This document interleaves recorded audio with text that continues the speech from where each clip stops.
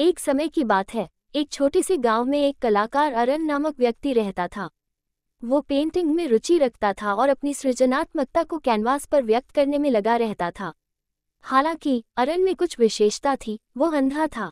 अपनी दृष्टिहीनता के बावजूद अरन ने अपने अन्य इंद्रियों के माध्यम से दुनिया को अनुभव करने की एक अद्वितीय क्षमता विकसित की थी।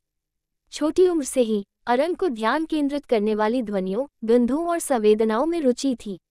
वो घंटियों तक चहचहाने वाले पक्षियों की आवाज़ सुनने, अपनी त्वचा पर महकी ब्रीज को महसूस करने और बगीचे में सुगंधित फूलों को सूंघने के लिए घंटों बिता देता था।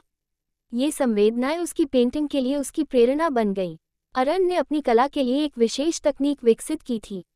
वो विभिन्न वस्तुओं को छूकर उनकी बनावट और आकार को ध्यान से देखता था।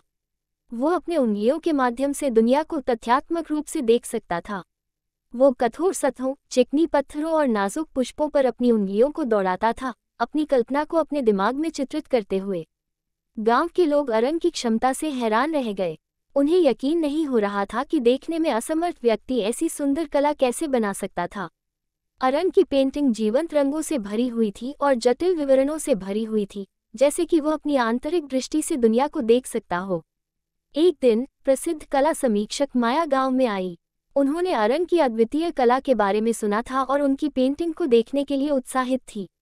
माया को अरन के स्टूडियो में पहुंचते ही उन्हें काम करते हुए पाया गया। अरन ने उन्हें वर्मा और उसकी छूत की विशेषताओं के बारे में बताया। माया चकित हुई और अरन को अपने नवीनतम चित्र का वर्णन करने के लिए कहा। अरन ने प्यार से कैनवास को छूकर वो बनावट और नमूनों को महसूस करते हुए चित्र का वर्णन किया। उन्होंने चित्र को एक प्रफुल्ल सूर्योदय के साथ शांत झील के रूप में वर्णित किया, जहां रंग सही में मिश्रित हो रहे थे और शांति की भावना महसूस हो रही थी। माया ने अरन के वर्णन को सुनते ही अपनी आंखें बंद कर ली और मन में चित्र का अनुभव करने लगी। उन्हें अरन के शब्दों ने जीवंत तस्वीर बनाई। ऐसा लग रहा था कि वो अरन की आंतरिक दृष्टि से चित्र को देख रही हो। माया को यह अनुभव हुआ कि अरन के अद्वितीय दृष्टिकोण ने उनकी अपनी संवेदनाओं को जागृत कर दिया। वो अपनी दृष्टि को देखने की स्वाभाविकता को स्वीकार कर चुकी थी, लेकिन अरन की कला ने उन्हें याद दिलाया कि संवेदना और प्रतीति की शक्ति हर पल उपलब्ध हो सकती है। अरन की प्रतिभा से प्रभावित होकर माया ने उसकी कला को प्रदर्शनी आयोजित करने का निर्णय लिया। वो लोगों को दिखाना चाहती थी कि कला केवल नज़रों से ही नहीं, बल्कि मन के माध्यम से भी अनुभव की जा सकती है।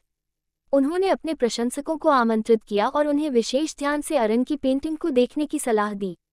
प्रदर्शनी में लोग देखते रह गए और माया की कला के माध्यम से उनकी संवेदनाओं को जागृत किया गया।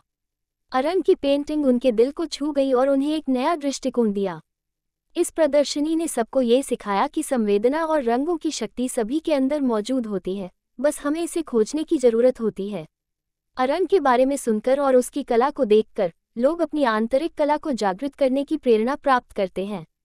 उन्होंने अपनी संवेदनाओं के माध्यम से दुनिया को देखना सीखा और उसे एक नई रूप में व्यक्त करना सीखा। ये कहानी हमें ये सिखाती है कि किसी भी कमजोरी या अवस्था में भी हमें अपनी अद्वितीयता को पहचानने की आवश्यकता होती है। हमारे अंदर छिपी कला और संवेदना हमें नई दृष्टि की ओर ले जा सकती है और हमें अपनी सामर्थ्य का अनुभव करने में सक्षम बना सकती है।